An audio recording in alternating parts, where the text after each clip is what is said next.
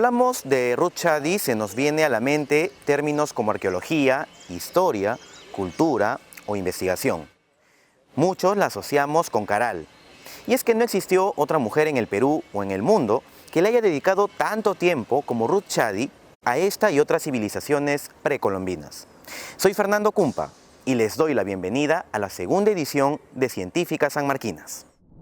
Ruth Shadi Solís nació en el Callao. Su padre, quien provino de la ciudad de Praga, República Checa, fue quien le inculcó el interés por la historia y la cultura del Perú.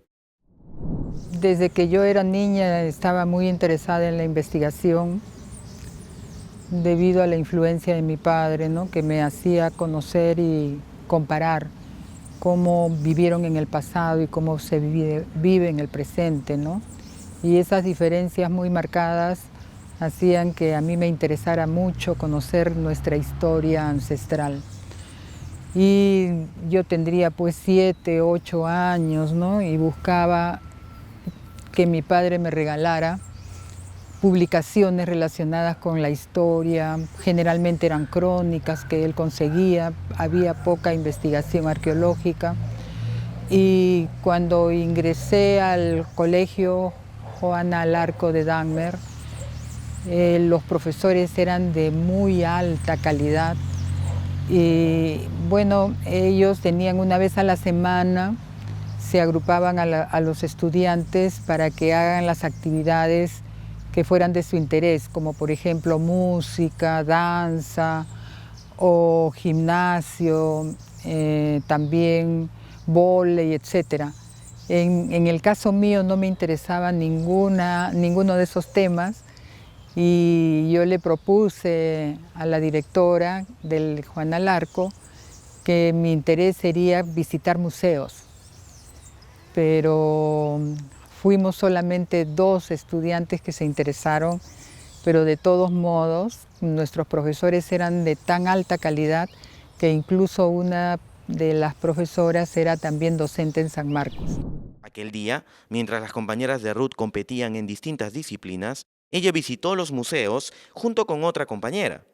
Al culminar su colegio, Ruth eligió postular a San Marcos, logrando ingresar casi de inmediato. Nuestra universidad en aquel tiempo también tenía esa visión dedicada a la formación de los estudiantes con la mejor calidad posible. Yo que había ingresado para hacer arqueología, la dirección se llamaba Antropología y Arqueología, pero eran 2 años de estudios generales y en esos 2 años compartíamos con estudiantes de Derecho, que serían en el futuro, ¿no? De Derecho, de Administración, de Ciencias Sociales y Humanidades.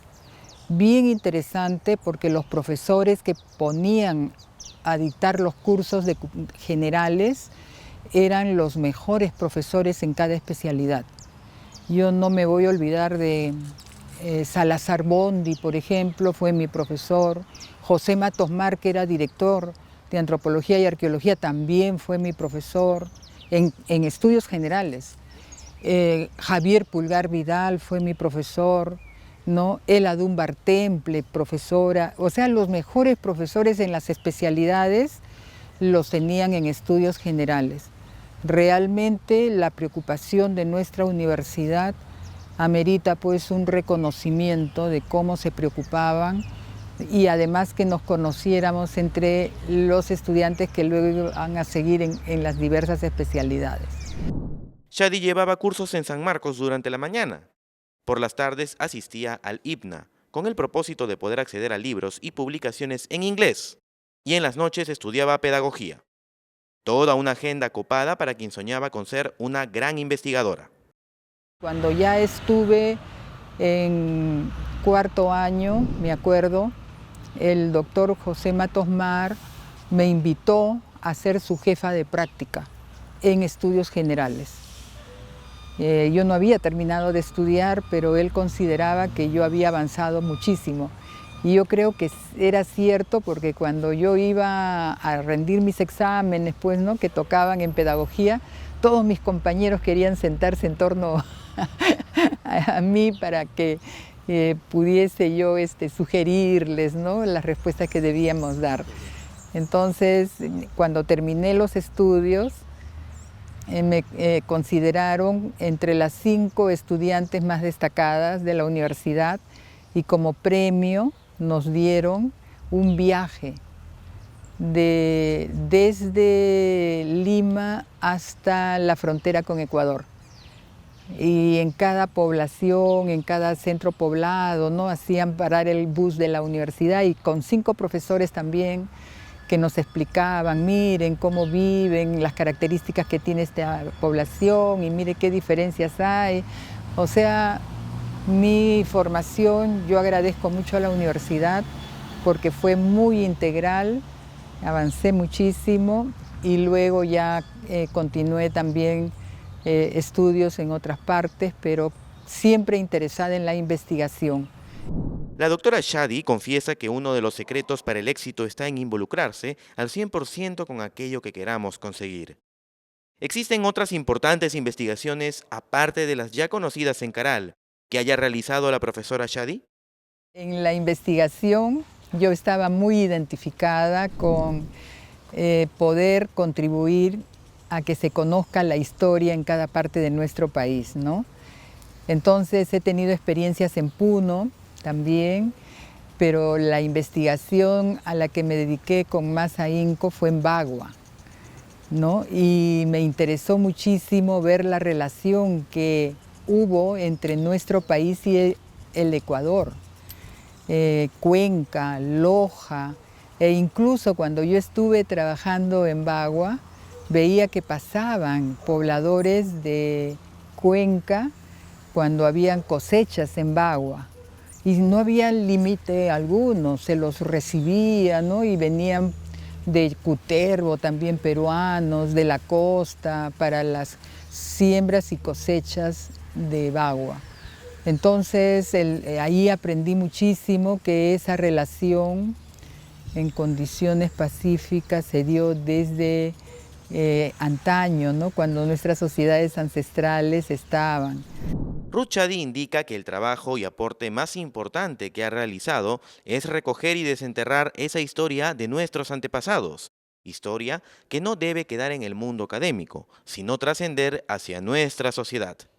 Yo creo que nuestra universidad y los investigadores debemos contribuir a los cambios que se necesitan en nuestro país para que tengamos un desarrollo mucho más armonioso, de respeto con la naturaleza, de respeto entre los seres humanos, ¿no? Y también tenemos un mensaje para el mundo, y para América, por supuesto, porque demostramos con Caral, ¿no?, que hemos tenido una civilización tan antigua como las del Viejo Mundo, y por qué en el presente no podemos ser también en América países desarrollados, ¿no? Y tenemos para el mundo un mensaje, que nos hemos desarrollado en cada parte de nuestros territorios, pero en condiciones de paz. En los 12 centros urbanos de Caral que estamos trabajando no hemos encontrado murallas ni armas, y lo que podemos decir es que hubo condiciones adecuadas de respeto compartido, pero sí hemos encontrado productos, ¿no?, de diferentes lugares, de la Amazonía, de la sierra, de la costa, norte, centro, sur. El espóndilus ecuatoriano lo utilizaban mucho en Caral para hacer los collares. Hemos encontrado todo el tratamiento a un niño que fue enterrado, como la cultura chinchorro de la parte norte de Chile o sur de Perú, ¿no? Entonces, y hemos encontrado sodalita, que es un mineral que no hay en territorio peruano, pero sí en el altiplano.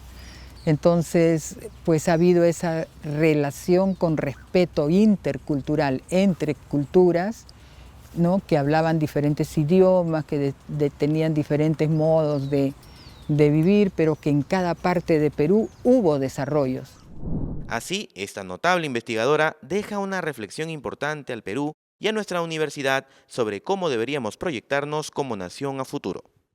Ya es el tiempo, por las condiciones que estamos viviendo, que debemos tener una visión desde nuestra universidad, desde la investigación que realizamos en los diferentes campos del conocimiento, más vinculados con el territorio peruano, con las sociedades diversas de nuestro país y que podamos contribuir a los cambios que mejoren las condiciones de vida, que entre peruanos nos apoyemos, que colaboremos, que planifiquemos y que de manera programada, de manera planificada, como se hizo desde que se formó la civilización, estemos pues teniendo en cuenta esa visión integral de respeto a todos los recursos naturales, de respeto a todos los seres humanos para que vivan en condiciones adecuadas dentro de este territorio tan diverso y que no tengamos que estar con desigualdades tan marcadas como en el presente. Yo creo que nuestra universidad a través del tiempo ha ido cambiando y debe recuperar esa visión de integración, esa visión de contribuir a mejorar las condiciones de vida en Perú y también como mensaje para nuestra América y el mundo. A mis espaldas se encuentra el edificio del nuevo pabellón de la Escuela Profesional de Administración de Turismo Ruth Chady Solís, quien lleva una placa recordatoria en honor a esta destacada sanmarquina, inaugurada el 28 de septiembre del 2022. Soy Fernando Cumpa y esta fue la segunda edición de Científicas Sanmarquinas. Nos reencontramos en una siguiente ocasión.